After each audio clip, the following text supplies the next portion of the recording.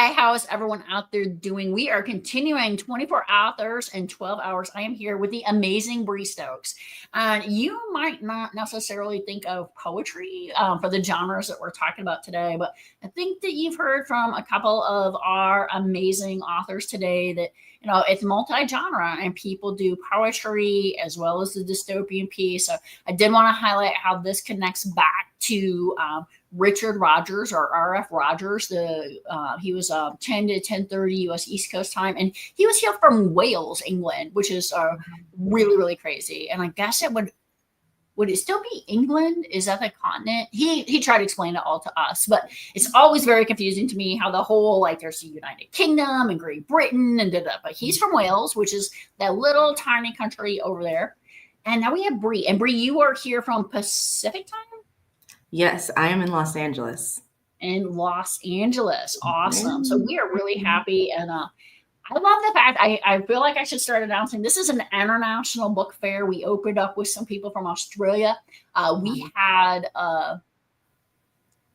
Devlin Mullen on earlier, and he was actually calling from Thailand, but he's originally from Northern Ireland. So that was just a little bit mind-blowing emojis.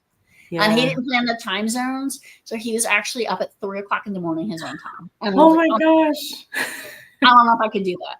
But Bree, you are here, and I'm going to put a link in for how to get to your book. But let's talk a little bit about what inspired you. Yes, I feel like this book. So it was written during the pandemic.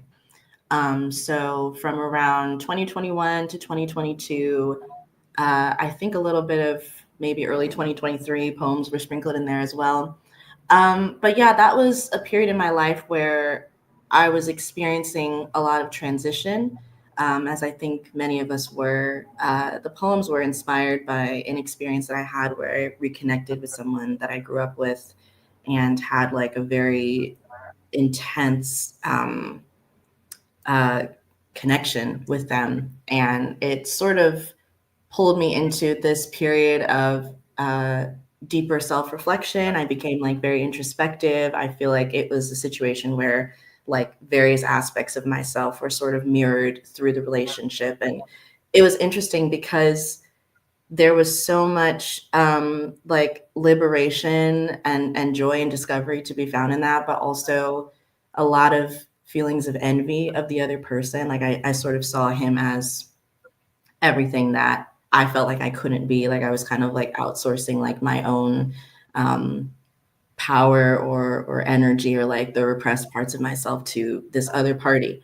And so that's kind of what got me thinking about what the genesis of the book ended up becoming, the relationship between envy and desire, and how the two sort of are constantly in conversation with each other, and how the experience of creating or being an artist is so anchored in, and I think activated by the energy of desire. So yeah, that was sort of how it came about. And it's funny, this book is, like I said, I wrote it a couple years ago. So I'm a little bit older now, and it's funny because I look back on it with a lot of love and reverence, but also I'm like, oh, I was so young. You know what I mean? It was, yeah, a very singular period of my life. So, yeah. Well, and you brought up a great point. And so we're doing a lot of talk about dystopian fiction, apocalyptic, speculative. Mm-hmm. But when you look at that point of COVID, and I love talking about this time period, I actually have a trilogy that's going to be coming out about this time period of COVID. It's a dark period for a lot of people. A lot of people are isolated. A lot of people are in their homes. A lot of people don't know how to cope with this thing. And so the fact that you turn to poetry at this time, and use that as a way to share, I think is very cathartic. But also, if you look at it, when you read it, you always have to think, I wrote it during this time of isolationism, this time where people were connecting the way we are through video, which is actually how the whole 24 authors in 12 hours got created, was because we couldn't meet in person. Mm-hmm. Then I realized it could be a global platform, which, we talked about a little bit. But I think always recognizing that no one knew how to handle COVID. COVID was a completely unprecedented situation for the globe.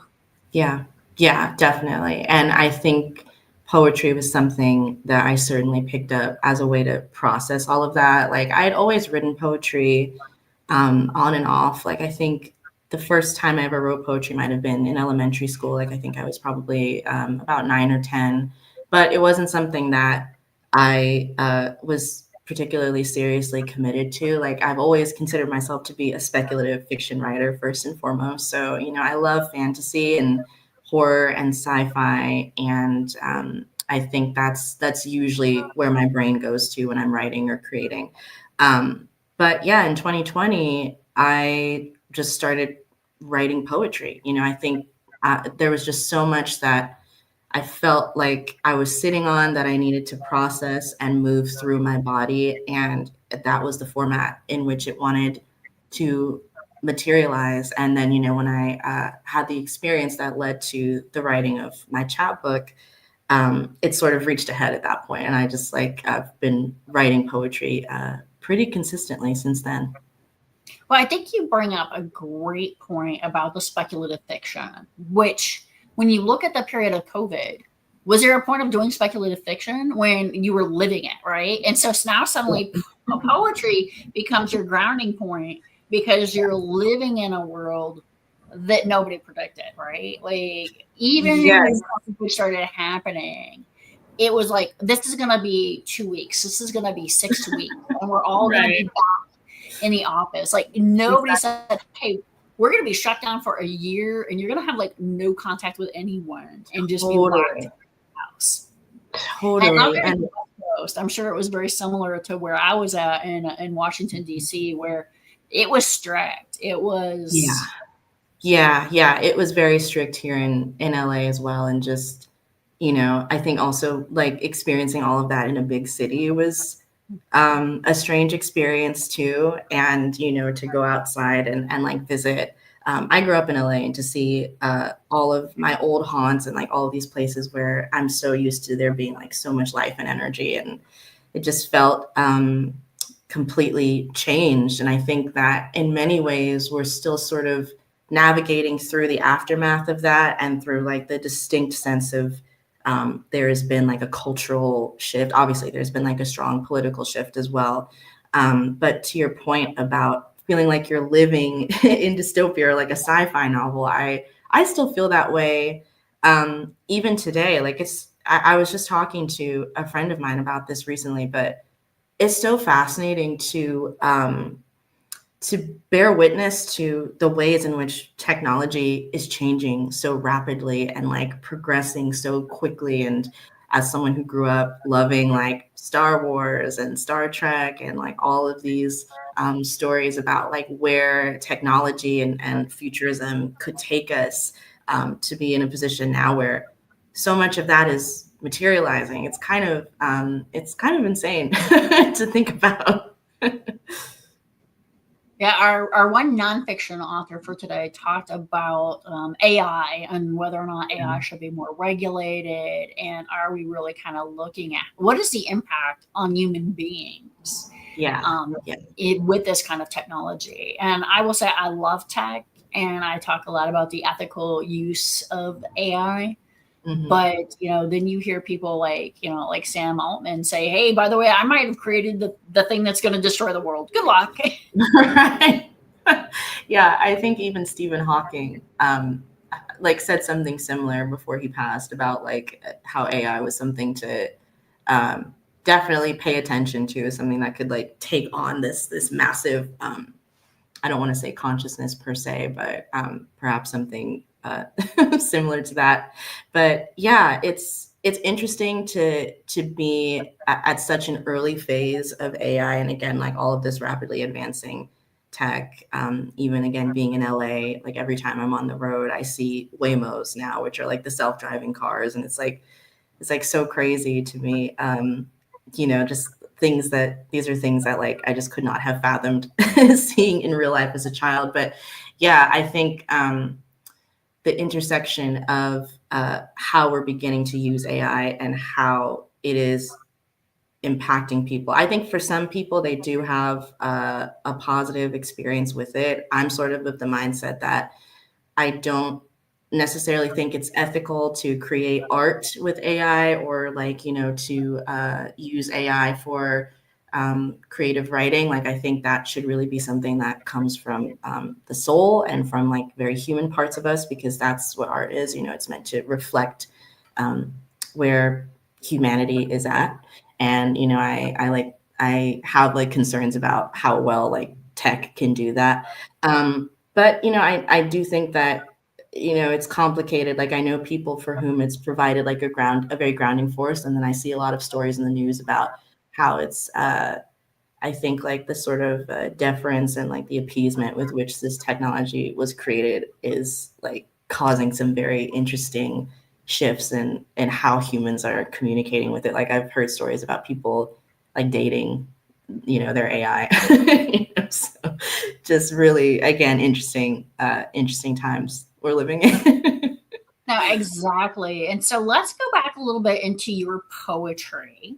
Yeah. And so, as a poet, I think that it's a little scary to me when people go to AI to do poetry, because poetry is such an inherent part of humankind throughout history, right? Mhm. And so I always look at AI as this is a great thing to help me like write a blog post or something, Mhm. right? But Mhm. I don't know that I want my AI, that's not where your heart's going to be, because the AI Right. is a machine.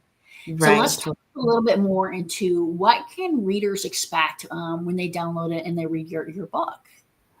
Yes, to that point, I think I sort of try to lead with vulnerability, definitely in my art and also just in my life and in my day-to-day experiences. I think one of the things that life has taught me is um, that vulnerability really is a strength. It's a superpower that you can tap into, and when you are comfortable enough to uh, be vulnerable and be yourself with others, I feel like it sort of like changes the chemistry of a room almost, and it gives other people license to do the same. And I think it's like creates like a really beautiful domino effect. So I would say I'm always trying to, with my writing, needle in on that a little bit more, and go deeper and deeper into myself. Like, I have often said that I think I'm sort of trying to like turn myself inside out, and it is a very scary process, and it takes a lot of practice, but I think my writing is kind of anchored around that. So when you read my poetry, it's the experience of that first and foremost. Like, I am pouring my soul into it. I am trying to speak very directly and very specifically to the intensity of my own feelings, my own sensitivity, and yeah, these experiences that I'll have that sort of bowl me over, and kind of rewire my understanding of life, whether that's with other people or just like in my own moments of introspectiveness. So, yeah, I would say that. Well, let's kind of talk about this a little bit differently now. One of the things that's super interesting about you compared to most indie authors is you are self-published, but then you're also sort of privately published. You didn't come out on Amazon. Can you talk about this for our people who are listening who are other authors, and how you Mhm. came about this decision process? Yes, it was quite fluid, I would say. I had written the manuscript, and I think I was feeling a little bit self-conscious about it because of how vulnerable it was. I think I had concerns about who would read it, and whether or not some of the people that I know would be able to piece together who the subject was.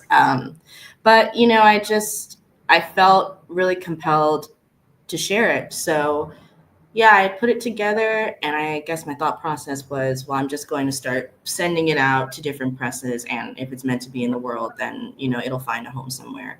And I think I sent it to two independent presses in particular that I had found were I had seen they were accepting submissions for manuscripts, like on Twitter. Like, I think social media is a great place to go to um, if you have a manuscript and you're looking for an indie press to pick it up.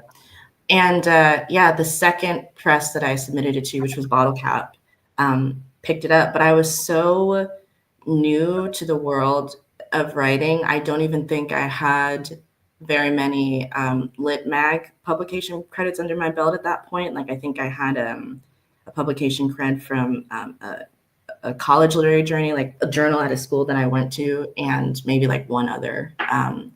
So I was very much a neophyte, and that was also interesting as well, because I think that like oftentimes the experiences people will in poetry, like they'll do the poetry circuit, you know, they'll go to readings, they'll go to events and so forth and so on, and then once you find your footing a little bit more, then you publish a book. And for me, it was kind of the exact opposite. So I was like working backwards through that process. But yeah, so I think for me, it was just a lot of learning, a lot of trusting the process, trusting myself, and I think just being open to learning as well, like being open to growing, being open to, you know, not necessarily looking or being perfect, and you know, just trusting that there would come a time where, yeah, I would have gotten my land legs, so to speak. So you have one book. What's the future for Britt Stokes? Where are you going to be going on your writing journey? Yes, I have been working on a high fantasy novel for about 5 years now. It's gone through a number of iterations, but I would say the current one it feels the most solid to me. And so I am just going to continue to direct the bulk of my writing energy into that. Yeah, so my plan is definitely to finish this manuscript, um, and just continue to build out the world that I have created for it. And eventually, I would love to get an agent, you know. And I think also I'm always going to be writing poetry, you know, I'm always submitting, I'm always looking for workshops or classes or residencies to attend, so I can really focus on like honing in on my craft, and you know, again, learning more and being able to take on more information about it. And yeah, always submitting to literary journals, magazines. I also do editing as well. So I edited an anthology that I'm hoping is coming out. We've had like a couple of production delays, but we're looking at September at this point as a period of release for it. So that is also a speculative fiction anthology, and it's about our relationship to time. And so we have entries from about 23 authors in, yeah, all kinds of genres, and they're just deconstructing the fluidity of time and like how we can start to recontextualize it as something that can be reclaimed um, within, like, you know, a very capitalistic landscape. Like I feel like capitalism often has a hold on the structure of time itself. So that's what the anthology is about. So um, yeah, continuing to edit and yeah, just, you know, stay out there, I would say. Let's pull that thread on this. We just kind of dropped. Oh, very casually, like, oh, and then there's this. Like it's like we get to know Bree Stokes, but then we pull it back and we pull it back.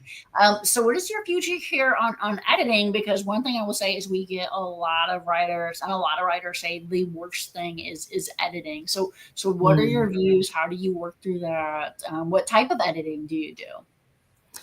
Yes, I have. Well, I've worked as an editor at a couple different publications, and I'm also a volunteer reader with Epiphany magazine. So that involves like a little bit of editing here and there as well.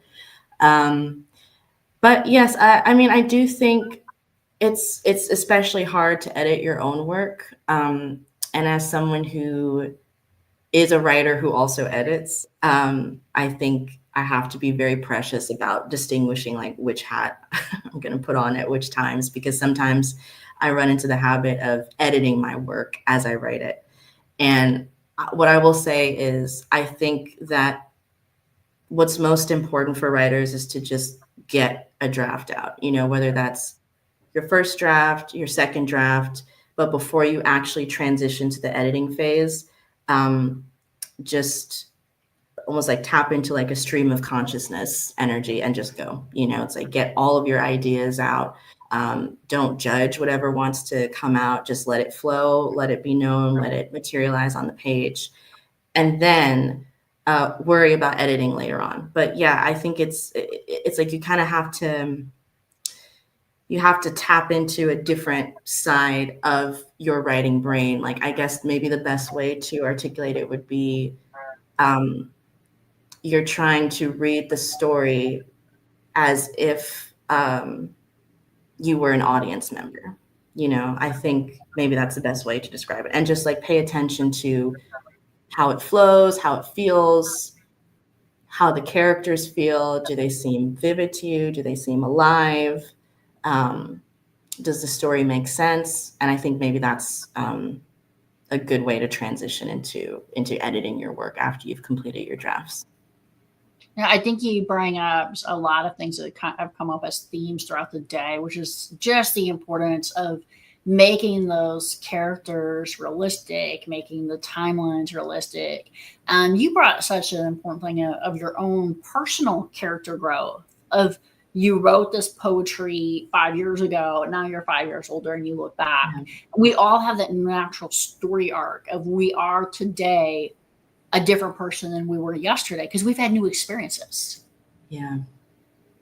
Yeah, definitely. And yeah, I think that I've changed dramatically, and in a lot of ways, specifically because of the experience that led me to write my book. But yeah, when I wrote these poems, I was about 24 or 25, and I'm 30 now. And I think I just feel a lot more grounded in myself. I think I feel a lot less self-conscious. I have a much better understanding of who I am as a woman, as an artist, what I want out of life. And I think that's the beautiful thing about writing poetry is it can really reflect who you are back to you, because it's like you're accessing the most intimate parts of yourself, and then you're able to see it very clearly on the page, even if it's written in a way that only necessarily makes sense for you. So yeah, I think that, yeah, time and aging is a beautiful thing. I think that the clarity that comes with it and the ability to look back on previous circumstances of your life with compassion and grace, which I think is like a very liberating thing as a woman to experience.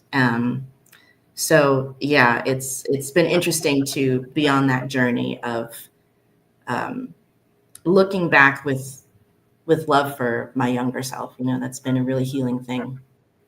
That is amazing. For those of you out here, this is 24 authors in 12 hours. And so putting a link in right now. We do accept donations. This is an author helping author event. So what we get out of this is an amazing contact with different authors, and the authors are able to just really showcase their work. Authors like Bree, at no cost. And so that's what we do. We also have new merch. I'm very, very excited. We have coffee mugs, we have water bottles.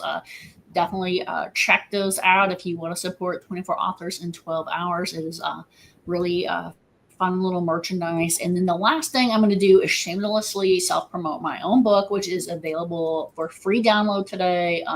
Not just Kindle Unlimited, but if you have Kindle at all, you can download this. And love if you could go ahead and download it. Read it, and most importantly, leave a review for the Amazon authors, which a lot of the authors today are using Amazon. Amazon controls the algorithms. We've talked so much about AI, right? And so if you want to do better in the algorithms, you need to have these reviews. And so you are truly helping out an author whenever you are willing to go ahead and put those reviews in. So I don't know if people just understand like how valuable and important that is to an author. We are wrapping up this segment. We are about ready to go to our next author. But Bree, before we close, do you have any last statements or comments? Ooh, any last statements or comments? I would say for anyone listening out there, continue to be yourself, be bright, be colorful. I think the world needs more of that right now. Be emotional, be vulnerable, put yourself out there, connect with yourself, with the people around you. And the more that we do that, I think we'll start to get to a more compassionate place in our society. So I would say Thank that. you, Bree. Have a wonderful day, and we'll see Thank you, everybody in Amy. a few minutes with our next author. Thank you, guys.